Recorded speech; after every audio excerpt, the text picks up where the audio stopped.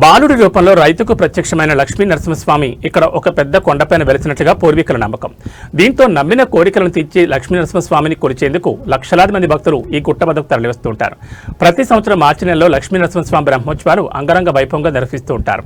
బ్రహ్మోత్సవాల్లో భాగంగా స్వామివారిని పల్లకి సేవపై కొమ్మాలగుట్ట చుట్టూ ఊరేగిస్తూ భక్తి పరవశ్యాన్ని చాటుకుంటారు.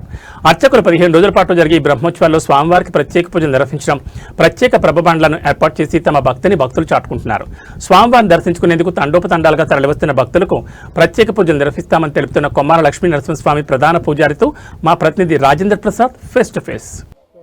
కోరిన కోరికలు తీర్చే కొంగు బంగారమైన శ్రీ లక్ష్మీనరసింహస్వామి వరంగల్ జిల్లా గీసుగొండ మండలం కొమ్మాల మహాజాతర రేపటి నుంచి ప్రారంభం కాబోతుంది. అసలు ఈ యొక్క లక్ష్మీనరసింహస్వామి ప్రత్యేకత ఏందనేది మనం ప్రధాన పూజారులు ఉన్నారు ఇక్కడ, వారితో తెలుసుకుని ప్రయత్నం చేద్దాం. చెప్పండి అయ్య గారు, ఈ యొక్క లక్ష్మీనరసింహస్వామి ప్రత్యేకత భక్తులకు ఏ విధంగా చెప్పబోతున్నారు?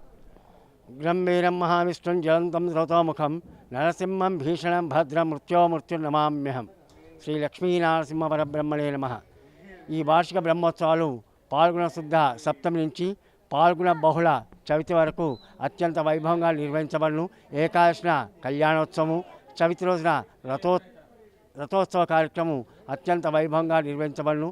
పౌర్ణమి రోజున పూర్ణాహుతి తదుపరి బండ్లు తిరుగుట శకటయానోత్సవం జరుగును. ఈ భక్తులు రాష్ట్ర నలుమూల నుండి విచ్చేసి స్వామివారిని దర్శించుకుంటారు. ఓకే, మీరు ఇక్కడికి వచ్చే భక్తులకు ఎలాంటి పూజలు, లక్ష్మీనరసింహ స్వామికి ఎలాంటి పూజలు చేసి భక్తులను ఆశీర్వాదాలు ఇస్తుంటారు? అర్చనలు, తర్వాత పల్లకి సేవలు, ఇలాంటి కార్యక్రమాలు జరుగుతాయి. అయితే ఈ జాతర 3వ తారీఖు నుంచి, మార్చి 3వ తారీఖు నుంచి ప్రారంభమై ఉగాది వరకు ముగిస్తుంది కదా. ఇప్పటి వరకు ఈ యొక్క జాతరలో జరిగే పలు కార్యక్రమాలు ఏంటి? ఈ బ్రహ్మోత్సవాల్లో స్వామివారి మొదట అధ్యయనోత్సవాలు, తర్వాత స్వామివారి కళ్యాణోత్సవము, తదుపరి పూర్ణాహుతి శకటయానోత్సవము. ఆ 3 రోజులు మాత్రం స్వామివారి దర్శనాలకు భక్తుల దర్శనార్థం ఉంటాయి. చవితి రోజున రథోత్సవ కార్యక్రమం, శ్రీ పుష్ప యాగము, గ్రామ పర్యటన ఉంటాయి. ప్రతిరోజు మాత్రం వివిధ వాహన సేవలు ఉంటాయి. సో ఇక్కడికి వచ్చే భక్తులకు, ముఖ్యంగా స్వామివారిని దర్శించుకునేందుకు వచ్చే భక్తులకు ఎలాంటి సూచనలు ఇవ్వబోతున్నారు? క్యూ లైన్లో రావాలి. భక్తులకు క్యూ లైన్లో వచ్చి స్వామివారిని దర్శించుకోవాలని పోవాలని కోరుతున్నాం. ఒక చివరిగా స్వామి శ్రీ లక్ష్మీనరసింహ స్వామి వారి చరిత్ర ఏమిటి? శ్రీ స్వామివారు ఈ చుట్టుపక్క పొలాల్లో జొన్న తినేసి ఉండే, అప్పుడు స్వామి చిన్న బాలుని రూపంలో వచ్చి నాకు తినడానికి ఏమైనా తీసుకురా అని చెప్పిండు రైతుతోటి. ఆ రైతు పక్కనున్న గ్రామానికి పోయి తినడానికి సర్ది తీసుకొని వచ్చేసరికి బాలుడు కనీసం ఒక 50 ఎకరాల పంటలు కోసి కింద పడేసిండు. నీకేం కావాలో తీసుకో అంటే ఆ స్వామి నడుచుకుంటూ వస్తే ఆ పంట మొత్తము ఆయన వెనుక నడుచుకుంటూ వచ్చి ఇక్కడున్న కొడవలి చింత అనే ప్రదేశంలో కొడవలి, దూపబుడ్డి, చొప్పకర్ర గుర్తులు ఇప్పటికీ ఉన్నవి.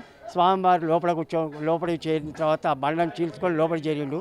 ఆ తర్వాత చక్రవర్తి వెంకట నరసింహాచార్య అనే మహానుభావుడి కళ్ళలో అవపడి తాను ఇక్కడ ఉన్నట్టుగా స్వప్నంలో అవపడి అప్పటి నుండి పాంచరాత్ర ఆగమ ప్రకారముగా కార్యక్రమాలు జరుగుతుంది.